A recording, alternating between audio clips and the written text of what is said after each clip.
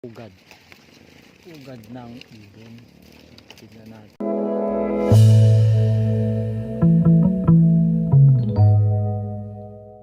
Ngayon mga tol, nandito kami sa gubat. So syempre ang kasama ko ay si Noynoy. Nasa kabila siya. So ngayon ang gagawin namin dito ay maghanap ng panggatong ng kahoy. So ayan, ito mga tol, ang gubat yan dito. Ayun, ayun. So ayan, maririnig mo lang dito mga tol, mga ibon.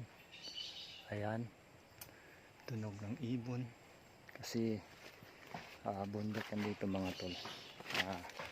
So ngayon ingatan mo lang dito yung tinatawag na bubuyog.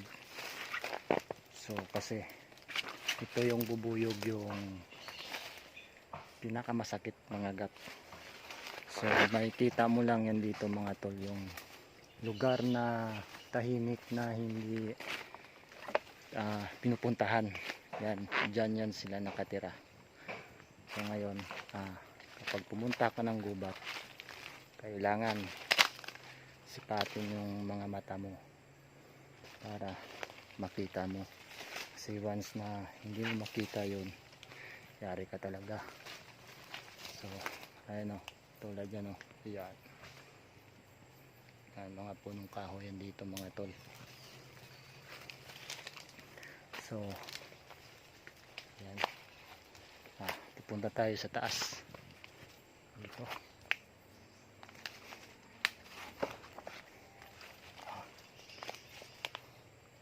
Napakahirap lang dito mga tol umakyat kasi napakataas.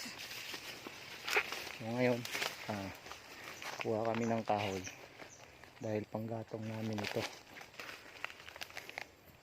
So pagkatapos nyan, syempre bubuhatin namin pababa. Ayan, after tayo sa taas. So ito, napakalaking ugat. Yun yan, napakataas, diba? Alright, so ganito talaga.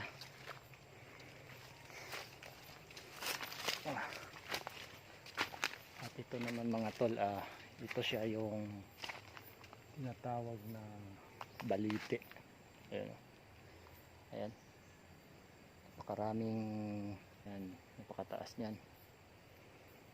So alright, so punta tayo ng taas, maghanap tayo. So ayan, nandito tayo mga tol. So napakadilim rito. So syempre sa mga ganitong lugar mga tol, kailangan sipat yung mata mo dito kasi malamang syempre minsan lang ito pinupuntahan ng tao, mayroong mga ahas yan dito. Yun ang tatandaan nyo mga tol kapag kayo ay nag-a-adventure. So mag-ingat lang kayo sa mga ganitong lugar. Ayan, sa mga madaming kahoy yan, kasi malamang meron talagang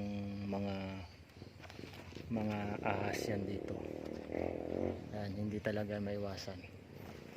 So ayan na mga tol, so meron akong nakitang pugad ng ibon.